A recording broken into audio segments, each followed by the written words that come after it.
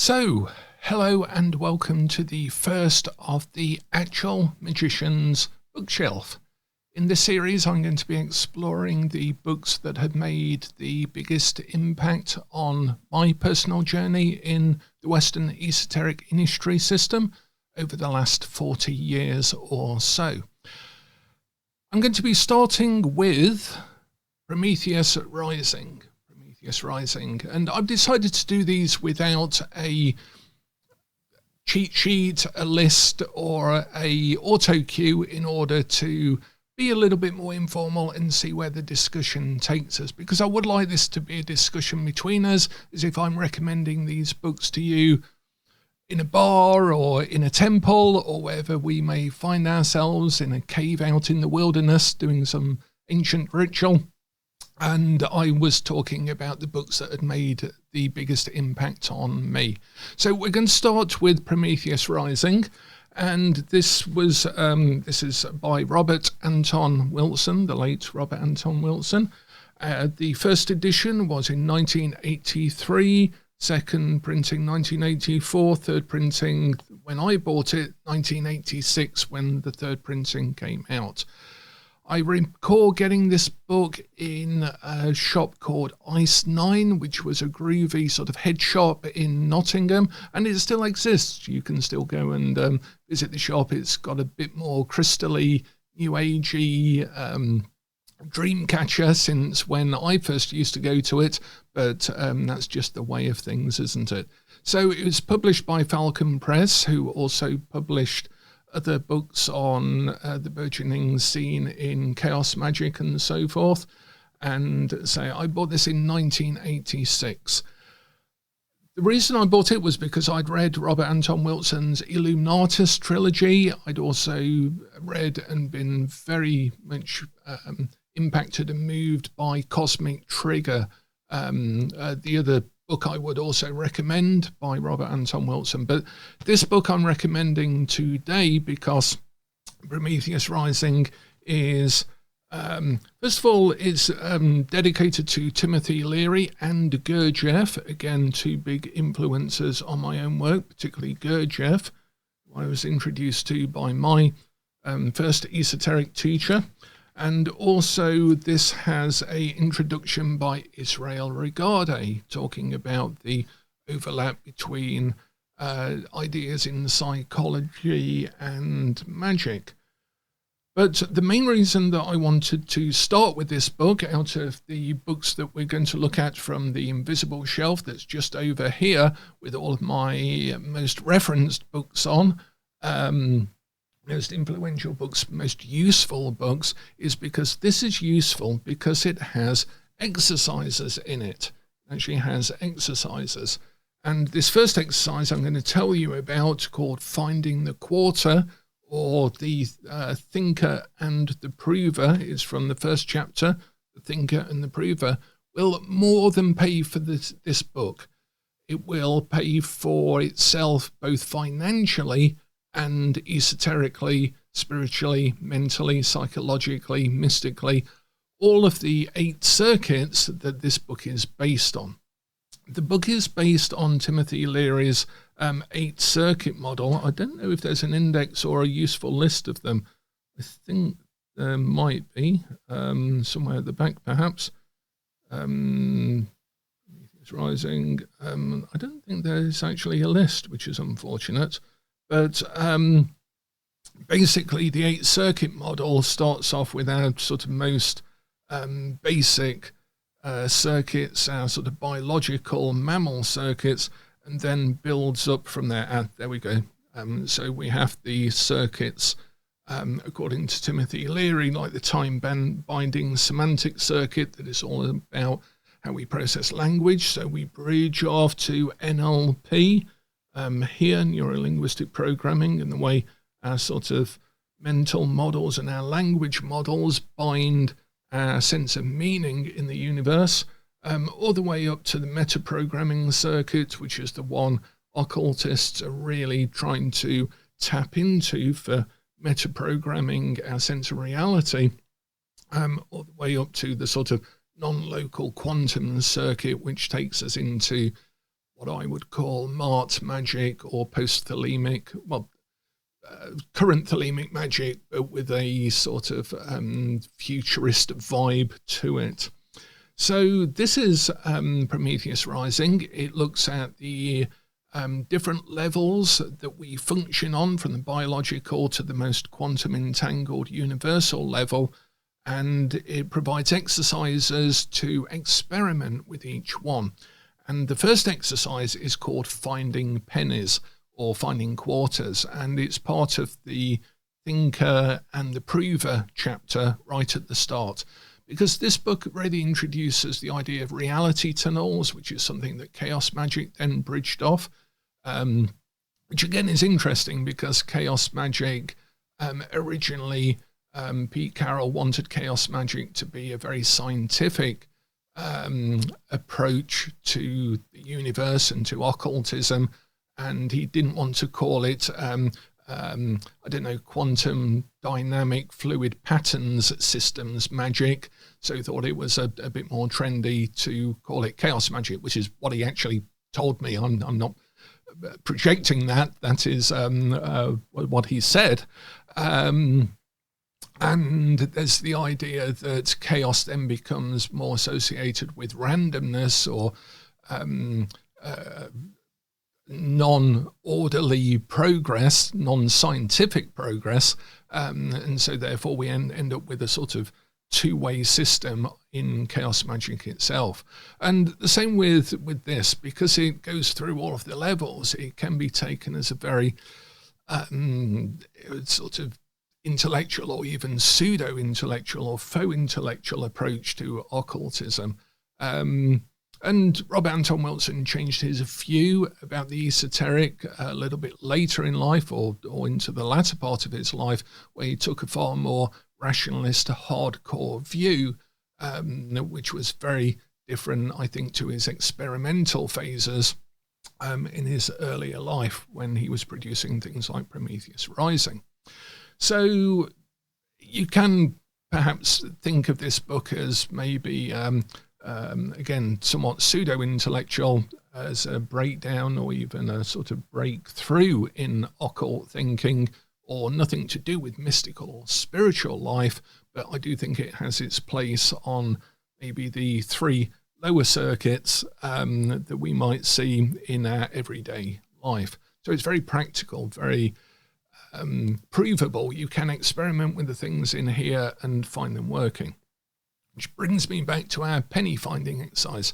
So the first exercise, which I did when I first bought this book, which I think I was in my early 20s. I was 21, I think, when I bought this book at college at the time, and a friend and I were busy experimenting with some of the things in here, and we both tried the penny finding exercise at the time. And I've done it over the sort of intervening sort of 35 odd years. And excuse me, what we do is we look for a penny. We wait until we find a penny or a dime or a quarter or whatever it might be in your local currency, and then we hold it up and we say we found this coin. We found a coin in the street, or my first one was on the steps of a bus. Obviously someone had dropped it out of their pocket. And then you sort of program a belief into yourself that you found it by accident. Obviously, it's a coincidence. You were looking for it, you were more aware, so therefore you found it. But then you adopt a different belief. And in my case, I adopted a lot of different beliefs over the course of the experiment. But the main one that got me the most coins and paid for the book eventually was the invisible white rabbit. I believe that an invisible white rabbit knew my route ahead of time and left me coins to find. And I found that the most useful, most practical, most rewarding belief. And the whole point of the book is about adopting reality tunnels that suit your current purpose. Therefore, it's experimenting and breaking down with your expectation sets right at the beginning. And I think if you are not willing, interested, conducive to taking chemicals in order to alter your brain system, then this is a good parallel avenue to explore, to actually show how your reality is formed by your belief systems, or maybe how it responds to your belief systems. And the whole point of this is so that you can experience it and come up with your own beliefs and systems, because the worst thing in occultism and esotericism is teaching people stuff that they then take on, as opposed to helping people do the same experiments that you did, or different ones that might be more suitable to them, and experiencing it themselves, because you cannot foist spiritual or esoteric or mystical progress on other people. You cannot teach it. You can barely explain it. It has to be experienced. The only good occultism, in my view, and in this series I'm allowed to be perhaps a little bit more rigid with my statements than I would usually be, because I think it's important. I just think it's important, and if you're here, then hopefully maybe you think it's important too. Or you can strongly disagree with me, which is also useful for testing your reality system in your world, in your reality. So so I found that first experiment really useful, but there are a lot more experiments, and here is your first glimpse of an actual magician. Yes, I am an actual magician. Grimoire, a real live grimoire. This is it. You can see how ancient it is. It's leather bound. It's calf skin. It's got the Necronomicon living face on it that comes alive when you drop blood on it and everything. But this is an actual magician's journal notebook. And this one is from 1988. So I was 23. I'd moved at the time to Switzerland, on the Swiss-French border. And I had taken Prometheus Rising with me, and I was doing the experiments in Prometheus Rising. And so all of these lists and all of these dates, 17th of December, and that's almost to the day, that's 1988, so 2023, 1988, that's quite a long time ago. There's all my notes on astrology, and then different exercises that I was doing in Prometheus Rising. Defense mechanisms in the chapter Waking Up. I don't know if that was Prometheus Rising. That might have been something else I was reading at the time. All of the alchemical stages, Carroll's equations for chaos magic and so forth. Interestingly enough, some of those equations don't actually work when you apply them mathematically. The graphs don't actually work. All sorts of weird and wonderful sigils made out of lattices and different types of lattice and so forth. Now, definitions of a book idea, The Way of Thelema. That'd be an interesting book. Gosh, that was a long time ago. Definitions of Lilith and demons, and so this is sort of what I guess a contemporary magician's notebook looks like these days, or certainly in 1988 it did. Now, one interesting thing to talk about is the usefulness of actually keeping a journal and having it to go back and refer to. It's not only so you can mark your own progress, your own change, and keep a good record of that. It's also because you can look at your radical and conservative thinking, which was one of the first exercises I did in this particular notebook. This isn't my first journal. The first journal was when I was 16, so I'll perhaps dig that out at some point. But here one of the exercises in Prometheus Rising was to look at your conservative and radical thinking and see how it would change. And here there's some interesting things like explosion in occult interest, both good and bad. I thought that would happen within 10 years, and so dated it as 1998. And in fact, it was actually the year 2000 where there was another big surge of interest in tarot and occultism and so forth because of the Y2K bug and some Mayan prophecies about the end of the world and all sorts of other things. Was that in 2012? But certainly at the turn of the century, there was an explosion in occult interest. Biological computers and AI developed. I put that down for 35 years in advance of 1988, and that marked 2023. So maybe certainly AI it's been developed, certainly in popular awareness with ChatGPT at the moment. Holographic communication devices available. I thought that would be 20 years' time. Global computer networks. There's an interesting one.